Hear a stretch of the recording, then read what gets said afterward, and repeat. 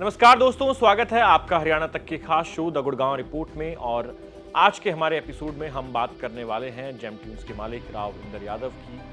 दरअसल हरियाणा तक के पास एक ऑडियो क्लिप मौजूद है। ये ऑडियो क्लिप उस बातचीत की है जिसमें रोहित गोदारा राविंदर यादव से बातचीत कर रहा है। रोहित गोदारा कुख्यात गैंगस्टर जिसकी तलाश कई राज्यों की पुलिस कर रही है। बताया जाता है कि वो विदेश में कहीं छिपा हुआ है, वहीं से ऑपरेट करता है। लॉरेंस बिश्नोई के साथ हुआ करता था और वो एक बड़ा क्राइम सिंडिकेट चलाता है।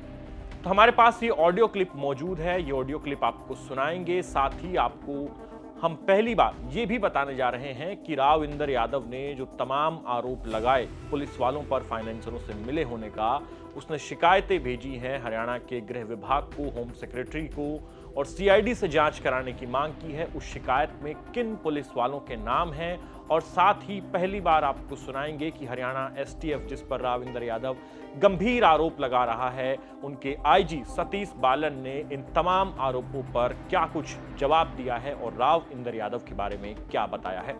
सबसे पहले आप सुनिए गैंगस्टर रोहित गोदारा और राविंदर यादव के बीच ये जो कॉल रिकॉर्डिंग हमारे पास आई है, इसको एक बार सुनिए। हेलो। हाँ जी भाई। हाँ जी भाई। हाँ इंद्रजीत भाई, राम राम। राम राम राम राम। और ठीक हो? बस और ठीक है। थे बताओ क्या हो रहा है? बस सब बढ़िया। आप सुनाओ, क्या नहीं ताजा? अरे थे बस ठीक है। थे भी फोन करो दुबई भी के बाद मेरा नंबर ही ने बिना के कट लिख दिया, बे नंबर ही को नहीं मिला। फिर आज मैं फोन कर ला। और नहीं, यो नंबर दे तो रखा था। पर बेटे मैं महीने लिखा छोड़ दिया, तो मेरे मिला कोई भी नंबर। यो अच्छा ना, मैंने दिया था ना उस टाइम, मैं इस पे कर लियो। हाँ नंबर तो थे दिए। और बताओ क्या चल है? और टायर वाला मैटर सट गया बढ़िया। वो ना अभी अगले महीने की किस्त हो रही है। एक यार इंद्रजीत भाई, आपने भी आइडा 4-5 जना टायर आनेंगे, इनमें कोई रिपेयर मांगे तो मैं थाने लिस्ट भेजूंगा, देख लियो। नहीं कौन है? आपने यार कोई खास दोस्त है भी जानकार है वो यार 4-5 आपने जना है तो इनमें रुपया मांगे। चलो मैं कहते लिस्ट भेज दियो, बंद करवा दिया, मैं देख लियो, कोई जायज सेटलमेंट करवा दियो। आपको आप भेजना मेरे को, किसी की पूंजी की जरूरत होगा भेज देना मेरे को। आपने क्योंकि मांगे बेचारा लागेड़ा, मांगे स्थिति खराब है। एक दो भाई की थी, मैं यार कोई दिक्कत कोई पंचायती करवा दिया। अगर लगभग बेटर सट गया कितना बाकी रहेंगे? हाँ लगभग निपट गो भाई। ठीक है चलो। और मेरे लिए कोई काम है तो बताइए जरूर। और कोई बढ़िया कोई काम ऐड है तो बता दियो भाई आपने ना अगले महीने नया काम पकड़ूंगा, फिर बताऊंगा। हाँ ठीक है इंद्रजीत भाई, ध्यान रखियो। मैं भेजूंगा, नंबर भेजूंगा। हाँ जी हाँ। ओके। तो कॉल रिकॉर्डिंग आपने सुनी। इसमें रोहित गोदारा जो है वो बात कर रहा है राविंदर यादव से, और बातचीत यदि आपको समझ आई होगी तो उससे सुनकर आपको ये अंदाजा लगा होगा कम से कम कि बहुत ही फ्रेंडली माहौल में ये बातचीत हो रही है। और राविंदर यादव यहाँ पर ये भी कहता है कि जो नंबर है वो पहले दिए हुए थे, उसके बाद गोदारा कहता है कि वो नंबर कहीं मिस हो गए। और इसी में एक टायर वाले का जिक्र आता है कि वो टायर वाले हैं, उनके कुछ पैसों का मैटर है, उसे सोल्व करा दो और कोई काम हो तो बताना। जिस पर राविंदर यादव कहता है कि हाँ अगले महीने एक काम आएगा, बताऊंगा। अब आप इस टायर वाले को कनेक्ट कीजिए अपोलो, जो नाम आ रहा है इस पूरे केस में अपोलो ग्रीन्स का, उससे। दरअसल इसी अपोलो से पूरा मैटर शुरू हुआ। अपोलो के पास जो पैसे थे फाइनेंसरों के, इस डील में एंट्री होती है राविंदर यादव की, और फिर वहीं से जो मामला है वो बिगड़ना शुरू होता है, एक टकराव शुरू होता है। राविंदर यादव से हमने जब इंटरव्यू लिया तो उससे पूछा था कि रोहित गोदारा से उसकी बातचीत का ये ऑडियो जो है इसके बारे में क्या कुछ कहेंगे। तो उन्होंने कहा था कि देखिए मुझे धमकी भरा कॉल आया था, ये ऑडियो तो मैंने खुद ही पुलिस को दिया है, और मुझे रोहित गोदारा गैंग से खतरा है, मेरी लाइफ को उसने थ्रेटन किया है, मेरे परिवार को थ्रेटन किया है। लेकिन जो ऑडियो बातचीत हमने आपको सुनाई है वो सुनकर आपको कहीं से भी ये लग नहीं रहा होगा कि रोहित गोदारा और इंदर यादव के बीच कोई दुश्मनी है। दोनों एक दूसरे को राम राम करते हैं। इनफैक्ट रोहित गोदारा ही आगे से राम राम करता है और ये भी पूछता है कि मेरे लायक कोई काम हो तो बताना। अब आप सोचिए कि यदि कोई धमकी के लिए फोन करेगा तो इस तरह से बात क्यों करेगा। ये बातचीत तो इस तरफ इशारा करती है कि दोनों के बीच किसी तरह का कोई मनमुटाव या दुश्मनी नहीं है। इनफैक्ट दोनों जो है वो बातचीत करते हैं, ये लग रहा है इस ऑडियो क्लिपिंग को सुनकर। अब हम आपको बताएंगे कि जो इंदर यादव है वो ये डिनाई कर रहा है, वो तो साफ साफ कह रहा है कि मेरा किसी गैंग से कोई संबंध नहीं है, उसने कुछ शिकायतें दी हैं। अब बात आती है उन शिकायतों की। सबसे पहले आपको एक एक करके वो शिकायतें बताएंगे और इन शिकायतों में अगर मैं बात करूं जो उसने भेजी है, director general of police Haryana को एक शिकायत है 20 अगस्त 2025 की। इस शिकायत में राविंदर यादव ने यह कहा है कि उसे लॉरेंस बिश्नोई, गोदारा, संपत नेहरा और भाऊ गैंग से खतरा है और पिछले साल इनको जो है धमकी भरी कॉल्स आई थी। इसने इंडिविजुअल्स के नाम लिए हैं कि हैरी बॉक्सर की कॉल मुझे आई थी जो कि लॉरेंस बिश्नोई गैंग का है। इसके अलावा इसने भाऊ गैंग से भी एक व्यक्ति का नाम लिया है और जब हैरी बॉक्सर की ये बात कर रहा है तो इसने कहा है कि 10 करोड़ रुपए की रैंसम मांगी है, जो इसने अपनी शिकायत में, जो कि इसने मेल के माध्यम से भेजी है, जो कि हरियाणा तक के पास भी उसकी कॉपी मौजूद है। इसमें साफ तौर पर लिखा है कि 10 करोड़ की फिरौती मांगी है। उसे बाद में कहा कि 9 करोड़ कर दिया कि 9 करोड़ तो तुझे देने ही पड़ेंगे। तो ये इसने शिकायत की लॉरेंस बिश्नोई ग्रुप की, जिसमें कहा कि हैरी बॉक्सर नाम के व्यक्ति का मुझे कॉल आया। इसी तरह कुछ और शिकायतें भी हैं जो इसने गैंगस्टरों की कर रखी हैं। उसमें आप एक शिकायत देखेंगे जो कि जुड़ी है भाऊ गैंग से और इसने इस शिकायत में जो इसने 4 मई 2025 को मेल के जरिए ये भी डीजीपी को शिकायत की है कि इमीडिएट थ्रेट है मेरी लाइफ को, मेरी फैमिली को। और इसने कहा है कि 3 अप्रैल 2024 को साहिल भाऊ गैंग से कोई संबंध रखता है, साहिल उसका नाम लिखा है इसने अपनी शिकायत में कि उसका मुझे कॉल आया, बाकायदा नंबर भी है और इसमें वो कह रहा है कि मुझे धमकी दी गई है। सामने वाला आदमी कह रहा है कि मैं तुझे, तेरे पूरे परिवार को मरवा दूंगा, मैंने AK-47 मंगवा रखी है, वो तेरे भाई और परिवार पर चलवाऊंगा। तो ये जो शिकायतें हैं एक एक करके ये इसने लिखी है और इसमें वो साफ कह रहा है कि मंजीत डीघल जो है, I have no involvement in the Manjeet छेतीन डीघल मैटर, यानी मंजीत के मर्डर में मेरी कोई इन्वॉल्वमेंट नहीं है। मंजीत डीघल वही व्यक्ति है जिसके मर्डर केस में राविंदर यादव का नाम जुड़ा और वो लगातार जो डीजीपी को शिकायतें भेज रहा था, जो कंप्लेंट्स कर रहा था, उसमें वो क्लैरिफाई कर रहा है कि मेरा मंजीत छेतीन के मर्डर से कोई लेना देना नहीं है। अब एक और धमकी भरी कॉल का इसने जिक्र किया है जो कि इसने कहा है कि लॉरेंस बिश्नोई गैंग से आई मुझे, और यहाँ पर इसने कहा है कि मुझे 15 मिस कॉल्स आती है। इसने फ़ोन नंबर भी कहा है, वो फ़ोन नंबर लिखा है इस शिकायत में। शिकायत भेजी है 6 जून 2024 को। ये शिकायत भी हरियाणा के डीजीपी को भेजी गई है और इसमें कहा है कि सामने वाला अपने आप को इंट्रोड्यूस करता है संपत नेहरा, जो कि लॉरेंस बिश्नोई गैंग का है, और मुझे थ्रेटन करता है, मेरे परिवार को थ्रेटन करता है, जिसमें वो एग्जैक्ट वर्डिंग जो है वो भी इसने अपनी शिकायत में लिखी है कि मुझे संपत नेहरा नाम के व्यक्ति का जो कॉल आया है उसमें वो कह रहा है कि मैं तेरे पैर काट दूंगा, तेरे ऊपर गोलियां चलवा दूंगा, मेरे बारे में पता कर लेना, मैं ही सीएम हूं, मैं ही पीएम हूं, मनीष गुप्ता के बीच से हट जा, नहीं तो मैं तुझे और तेरे पूरे परिवार को मरवा दूंगा। तो देखिए, ये 3 जो गैंगस्टरों के नाम मैंने आपको बताया। एक साहिल भाऊ के खिलाफ इसने कंप्लेन की, दूसरी जो कंप्लेन है वो इसने की है हैरी बॉक्सर के खिलाफ जो कि लॉरेंस बिश्नोई ग्रुप का है, फिर इसने संपत नेहरा के खिलाफ भी कंप्लेन की है और लगातार इस तरह की कंप्लेंट्स में ये हरियाणा डीजीपी को लिख रहा था और उसमें कह रहा था कि मुझे इन गैंग्स से खतरा है। लेकिन जो ऑडियो क्लिपिंग है राविंदर यादव और रोहित गोदारा के बीच बातचीत की, उसे तो सुनकर यही लगता है कि किसी तरह का कोई मनमुटाव या दुश्मनी दोनों के बीच नहीं है, बल्कि दोनों तो एक दूसरे से बहुत कॉर्डियली बात कर रहे हैं, ग्रीट कर रहे हैं, एक दूसरे को राम राम कह रहे हैं। और यहाँ तक कि इसमें राविंदर यादव ये भी कहता है कि नंबर तो दिया था मैंने आपको, ये वाला नंबर मैंने आपको दिया था। आप सोचिए कि यदि कोई धमकी दे रहा है, यदि कोई किसी को थ्रेटन कर रहा है, तो कोई आदमी अपना नंबर उसको खुद क्यों देगा।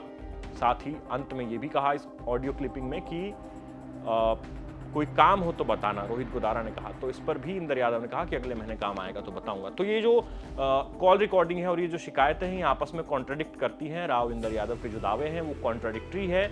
अब हम आपको बताएंगे उसकी जो शिकायत की कॉपी हमारे पास मौजूद है, जिसमें उसने पुलिस वालों के नाम लिखे हैं, बताया है कि ये पुलिस वाले हैं जो कि प्राइवेट फाइनेंसरों के नेक्सस से मिले हुए हैं। और इसमें जो नाम है वो मैं आपको पढ़कर बता रहा हूं एक एक करके। इस पूरी शिकायत का जो हिंदी अनुवाद है वो मैं आपको बताऊंगा। देखिए, राविंदर यादव ने ये शिकायत लिखी है और इस शिकायत में उसने कई पुलिस वालों का जिक्र किया है, जिनके जो नाम है वो मैं आपको पढ़कर बता रहा हूं। उसने कहा है कि इस गठजोड़ में CIA गुरुग्राम से जुड़े दीपक, उसका भाई समुंदर, उसका पार्टनर आनंद, CIA गुरुग्राम का पंकज, SI नवीन मलिक जो सुमित राम से काम करता है, दिल्ली पुलिस से जुड़ा Manish, DSP Jitendra Rana, DSP Dharmveer, STF Rohtak का तेजबीर, जींद CIA का इंस्पेक्टर ऋषिपाल, CIA का वीरपाल, STF गुरुग्राम के inspector Narendra Chauhan, Gurugram crime branch के DCP राजेश फोगाट, रोहतक के SP नरेंद्र बिजारनिया तथा दीपक नांदल जैसे व्यक्ति शामिल है। दीपक नांदल वही व्यक्ति है जिसका नाम आया था, आपको याद होगा कि राहुल फाजिलपुरिया पर जो फायरिंग हुई उसमें दीपक नांदल का भी नाम था। तो इसने कहा कि दीपक नांदल और ये तमाम जो लोग हैं ये आपस में मिले हुए हैं और ये भी इसने जिक्र किया कि दीपक नांदल जो है उसी ने मंजीत छेतीन के जो मर्डर है उसमें इसके इन्वॉल्वमेंट है और मेरा उससे नाम जोड़ने की यही लोग कोशिश कर रहे हैं। मेरा मंजीत छेतीन के मर्डर से कोई लेना देना नहीं है। और ये वो पुलिस वाले हैं जिनके नाम मैंने आपको पढ़कर बताया है, जिसको लेकर इसने कंप्लेन में दावा किया है कि ये फाइनेंसरों के साथ मिलकर ये प्राइवेट कॉर्पोरेट फाइनेंसिंग का जो नेक्सस है वो चला रहे हैं। अब लौटते हैं राव इंदर यादव के खिलाफ जो मुकदमे दर्ज हैं उनके ऊपर। देखिए, हरियाणा तक के पास एक एक्सक्लूसिव लिस्ट मौजूद है जिसमें इसके ऊपर तमाम जो मुकदमे दर्ज हैं अलग अलग थानों में, अलग अलग राज्यों के, उसका पूरा ब्यौरा हमारे पास है, जिसमें करीबन 9 ऐसे मामले हैं जो कि इसके ऊपर दर्ज है। हरियाणा जो स्टेट है हमारा हरियाणा, उसमें उसके अलग अलग थानों में, जिसमें रोहतक का थाना है, गुड़गांव के कई थाने हैं, जाटूसाना रेवाड़ी में भी एक मुकदमा दर्ज है। तो इसी तरह बादशाहपुर गुड़गांव में भी एक मुकदमा दर्ज है। कुल 9 मुकदमे जो हैं इसके खिलाफ हरियाणा में दर्ज है और इसके अलावा 10 मुकदमे हैं जो कि देश के दूसरे राज्यों में हैं, जिसमें ज़्यादातर जो मुकदमे हैं वो राजस्थान में है। कोई चूरू जिले से है, तो कोई हनुमानगढ़ नौहर से है, कोई बारडा हनुमानगढ़ से है और इसी तरह से जोधपुर राजस्थान से भी मुकदमा दर्ज है, तारानगर चूरू राजस्थान वहां पर भी, और एक जो मुकदमा है वो बाराबंकी उत्तर प्रदेश का भी इसके खिलाफ दर्ज है।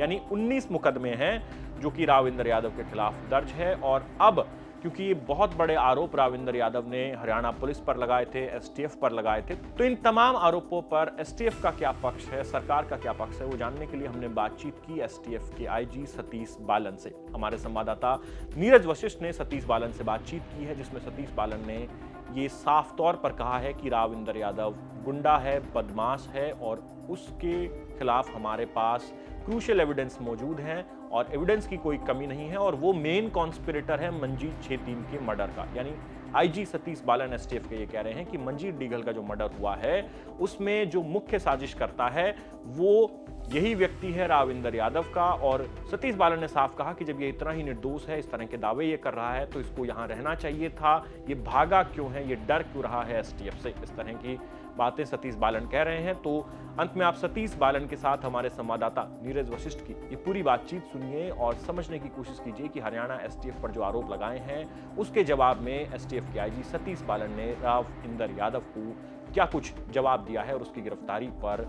हमारे संवाददाता नीरज वशिष्ठ को क्या इंफॉर्मेशन दी। एक शख्स है जो सर सोशल मीडिया पर तरह तरह के आरोप लगा रहा है, एसटीएफ पर आरोप लगा रहा है, एसटीएफ अधिकारियों पर आरोप लगा रहा है, पुलिसिंग पर आरोप लगा रहा है कि एक नेक्सस है जो कि फाइनेंस और पुलिसिंग के बीच में चल रहा है, करोड़ों रुपए का हेरफेर चल रहा है। वो शख्स ये भी कह रहा है कि मेरी शिकायत को सुना नहीं जा रहा। उसका नाम राव इंदरजीत है।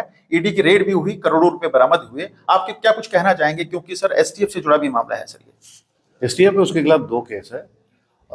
कोई भी क्रिमिनल है जो अगर उसके खिलाफ मुकदमा दर्ज होगा तो वो तो रोएगा, वो तो रो रहा है। अगर इतना इनोसेंट है, इतना क्रूसेडर है, तो लेट हिम कम बैक। क्यों भाग गया फिर?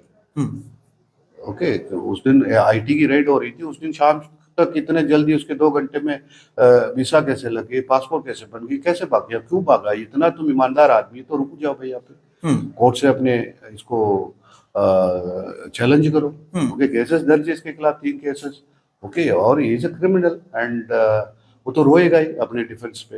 ये सो एक प्लेटफॉर्म है उसके लिए अपनी इनोसेंस प्रूव करने का। कोर्ट है, हम के या यहाँ पे आके हमारे सामने बताए, अधिकारी को सामने बताए जो बातें, ठीक है। ये तो कहने की बातें हैं, ठीक है।